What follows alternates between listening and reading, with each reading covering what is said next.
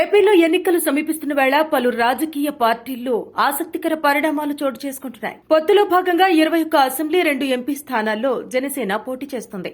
జనసేన నుంచి పోటీ చేసే అభ్యర్థులపై పవన్ క్లారిటీ ఇస్తున్నారు. తొలి జాబితాలో 5 అభ్యర్థుల పేర్లను ప్రకటించిన పవన్ ఆ తర్వాత ఒక్కొక్కరిని ఖరారు చేస్తున్నారు.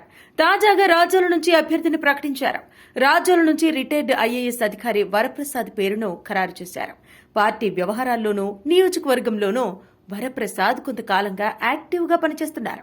పార్టీ కార్యాలయంలో పవన్ తో ఆయన సమావేశం కాగా రానున్న ఎన్నికల్లో రాజోలు నియోజకవర్గంలో మళ్లీ జనసేన జెండా ఎగురవేయాలని పిలుపునిచ్చారు. గత ఎన్నికల్లో జనసేన పార్టీని గెలిపించిన ఆ నియోజకవర్గ ఓటర్ల ఆదరణను ఈసారి మరింత పొందాలని పవన్ పార్టీ శ్రేణులకు సూచించారు. రాజోలు ప్రజలు తమపై ఉంచిన విశ్వాసాన్ని నిలబెట్టుకుంటామని మాటిచ్చారు. గత ఎన్నికల్లో జనసేన పార్టీ తరపున రాపాక వరప్రసాద్ ఒక్కరే గెలిచారు.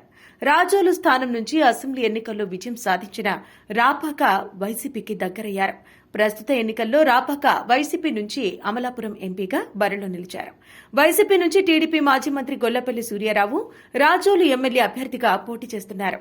ఇదిలా ఉండగా ఇక్కడ జనసేన అభ్యర్థిగా వరప్రసాద్ కు సీటు ఖరారు చేయడంపై ఈ సీటు ఆశించిన మరో సీనియర్ నేత బొంతు రాజేశ్వరరావు ఆగ్రహంగా ఉన్నారు.